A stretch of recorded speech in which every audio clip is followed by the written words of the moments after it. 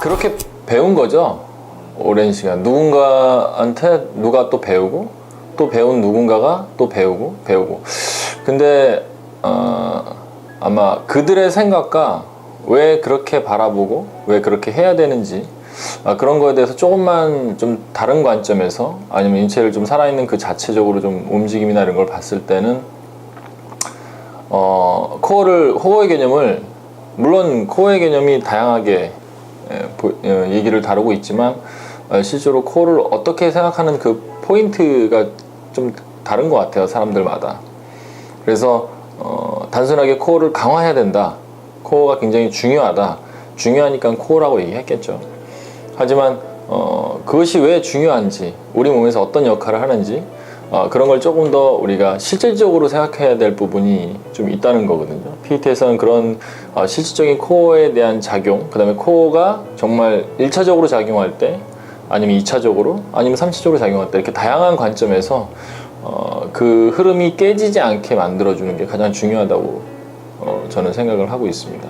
누군가가 가르쳤을 때 그냥 그대로 답습하고 그대로 배우고 그대로 적용하고 이런 거죠. 근데 사람은 변하잖아요. 그러니까 사람이 변하면 코어도 변하겠죠. 그 코어가 변했을 때 그 변화된 코어에 맞게끔 트레이닝을 시키느냐 적용을 시키지 못하느냐, 그거에 따라서 어떤 사람은 편하게 또는 강화될 수도 있고 어떤 사람은 더 오히려 더 그게 해가 될 수도 있는 거라고 볼 수 있는 거죠. 코어에서 호흡을 강조하는 이유는 뭐냐면 특히 코어 자체가 비어 있다는 것이거든요. 실제로 차 있다는 것이 아니라 비어 있는 곳이기 때문에, 그래서 우리가 립케이지라고 트렁크라는 표현을 합니다. 그래서 비어 있다는 뜻은 뭐냐면 안에가 그만큼 그 움직임이나 이런 부분에 있어서 들어가고 나가고가 명확하다는 거거든요. 그래서 호흡이라는 건 일반적으로 우리가 내쉬고 들여 마실 때 그 안에서 움직임, 그 코어 안에서 움직임이 현저하게 달리 적용이 됩니다. 그래서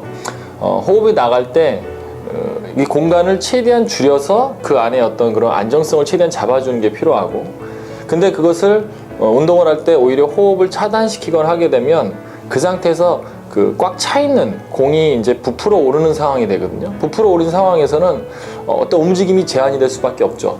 뚱뚱하니까. 여러분 튜브를 바람을 꽉 넣고 움직여 보세요. 거의 잘 안 움직이거든요. 그래서 바람을 빼면서 우리가 공을 접거나 이렇게 하죠. 그런 건 똑같은 현상인 것 같아요. 그래서 우리 몸의 코어로 운동을 할 때 호흡은 일종의 안전근 역할, 안쪽에 있는 그런 횡격막들, 그 다음에 그 복행근들, 이런 것들을 훨씬 더 이렇게 잡아주는 역할을 하면서 1차적으로 훨씬 더 안정감을 가져올 수 있다는 거죠. 그래서 호흡을 잘 컨트롤하지 못하면 그런 호흡 근육, 안전 근육들을 컨트롤하는 데 어려움이 따를 수밖에 없습니다. 그래서 제가 PET에서 특히 코어 운동을 할 때는 그 호흡을 굉장히 많이 신경을 쓰고 상대의 그런 그 흐름을 많이 살펴보는 그런 식으로 트레이닝을 하고 있습니다. PET에서 말하는 중심점과 자유도는, 일단 중심점은 우리 몸이 가지고 있는 그 하나의 어떤 그런 큰 어떤 그런 에너지라고 저는 보거든요. 그래서 중심점이 잘 잡혀 있으면 안정성은 물론이고요, 힘을 최대한 그쪽에서 모을 수 있는 그런 상황이 발생됩니다. 그래서 중심점을 잘 못 잡게 되면은 일단 흔들림이 많고요. 그 다음에 1차적으로 힘이 잘 적용되지 않기 때문에 분산될 수 있거든요. 그렇게 되면 결국에는 뭐냐면 운동의 효과가 그만큼 떨어지고, 힘을 이 사람이 100을 쓸 수 있으면 뭐 30밖에 못 쓸 수도 있고 때로는 뭐 10밖에 못 쓸 수도 있어요. 전혀 그 동작을 취하지도 못할 수도 있어요. 그래서 우리가 그 중심점이라는 거는 그 사람이 어떤 포지션에 따라서 뭐 서 있냐, 앉아 있냐, 숙이고 있냐, 누워 있냐, 이럴 때 중심점은 다 달라지거든요. 사람의 중심점은 중력에 따라서. 그래서 그 중심점을 정확하게 우리가 캐치를 해서 그 사람이 가장 힘을 잘 쓸 수 있는 포지션, 힘을 잘 쓸 수 있는 움직임, 힘을 더 안정적으로 힘을 쓸 수 있는 그런 그 스테빌리티를 우리가 구축을 한 상태에서 운동을 시키는 게 굉장히 중요합니다.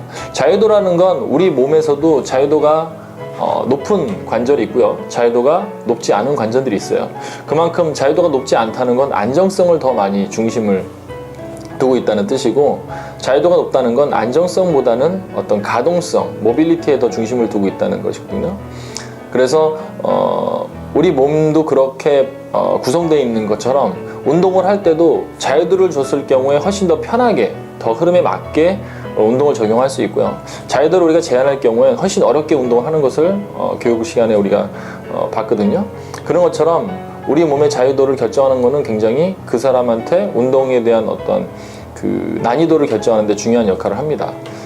그래서 보통 제3의 저항이라고 제가 양팔을 예를 많이 듭니다. 왜냐하면 양팔이 어떤 위치에 있느냐에 따라서 움직임이 완전히 철저하게 달라지거든요. 그만큼 양팔이 가지고 있는 건 자유도에 큰 영향력을 미치는 곳이라고 보시면 돼요. 어깨 관절이 마찬가지로 그렇듯이. 그래서 팔의 위치에 따라서 움직임의 힘이 클 수가 있고 작을 수가 있고, 그 다음에 코디네이션이 굉장히 많이 일어날 수 있고 적게 일어날 수 있고, 이렇게 볼 수 있는 거죠.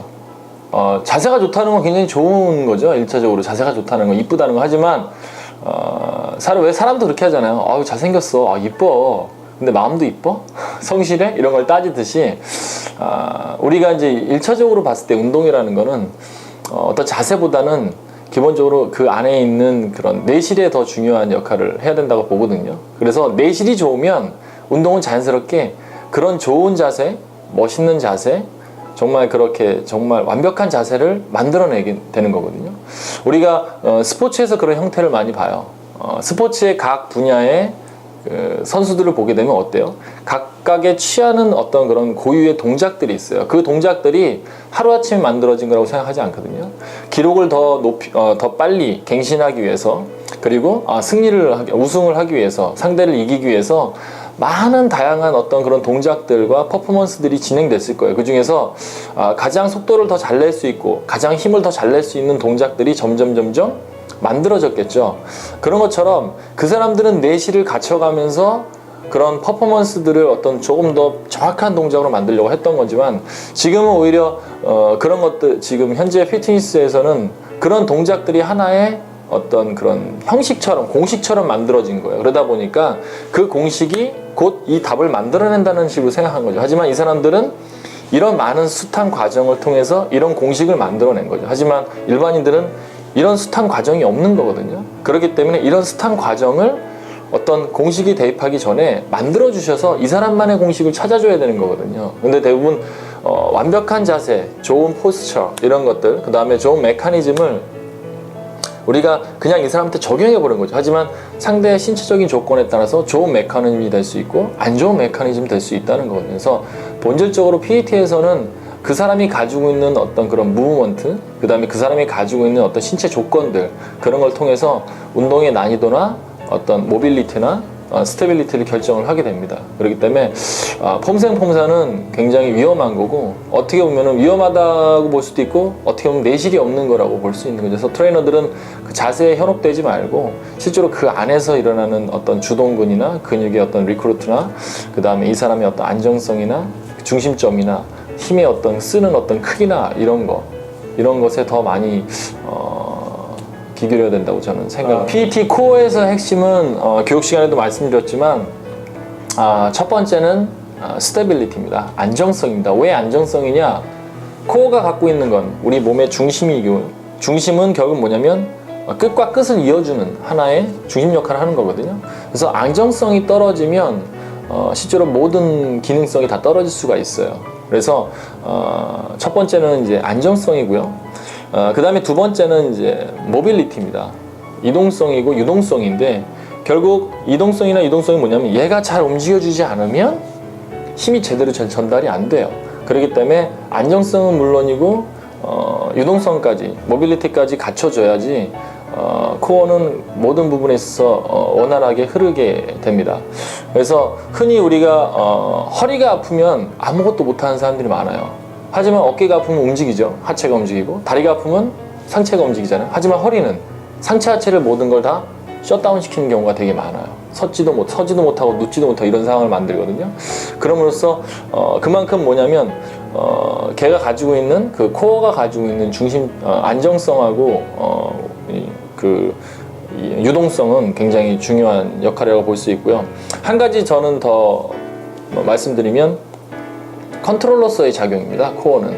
그러니까 코어는 힘을 내는 구간보다는 힘을 내는 작용보다는 힘을 전달하는 전달자 역할을 훨씬 더 많이 한다는 거거든요. 하지만 코어에서 힘을 내기 시작하면 어떤 현상이 일어나냐면 양 하체에서와 상체에서 잼이 일어납니다. 중간에서.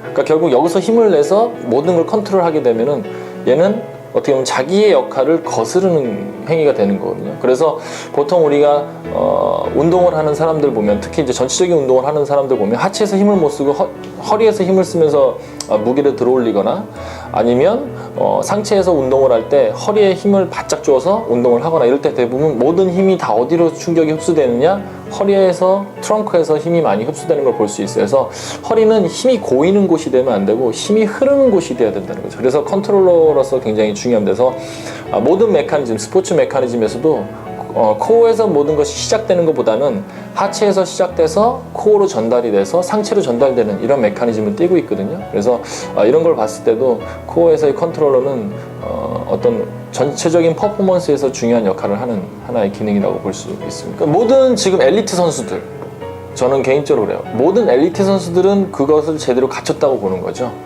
근데 엘리트 선수가 되기 위해서는 그런 부분이 없으면 엘리트 선수가 될 수 없거든요. 그래서 엘리트 선수들의 움직임 보면은 메커니즘을 분석을 하게 되면은 정말 정확한 아주 좋은 메커니즘을 띄고 있다는 거거든요. 근데 반복적으로 부상이 일어나는 선수들을 보면 분명히 무엇인가 깨진 부분이 분명히 있다는 거예요. 왜냐하면 스포츠에서 그런 현상이 많이 나타나는 게 뭐냐면 우리가 최상의 컨디션으로 최상의 기량을 선보여야 되는 거예요. 그러니까 내가 가지고 있는 것보다는 훨씬 더 많은 그런 에너지를 써야 되고 그런 퍼포먼스를 보여야 되거든요. 그렇기 때문에 그런 선수들한테는 어떤 코어의 불안함, 그 다음에 움직임의 불안함, 그 다음에 컨트롤러서의 작용이 어떤 그 감소가 돼 있다, 저해가 돼 있다 그러면 그런 문제들이 바로 나타날 수 있는 거죠. 스피드도 떨어질 수 있고 퍼포먼스가 떨어질 수 있는 거고. 하지만 일반인들한테는 오히려 그런 것들이 좀 나타나는 현상들이 좀 약하게 나타날 수가 있어서 우리가 간과할 수 있는 부분이 되게 높아요. 그러니까 그게 확 드러나면 우리가 정말 확 한 번에 보였을 텐데 아주 약하게 미세하게 우리한테 보여진다는 거죠. 그래서 트레이너들이 그런 부분을 미세하게 잘 관측을 해서 이 사람이 하체 힘이 부족한 건지 아니면 하체의 안정성이 떨어지는 건지, 그것으로 인해서 허리 쪽에 문제가 가는 건지, 아니면 허리에서 어떤 기능 자체가 문제가 돼서 하체에서 전달이 제대로 안 되는 건지, 이런 것들을 우리가 면밀하게 분석할 필요성이 있죠.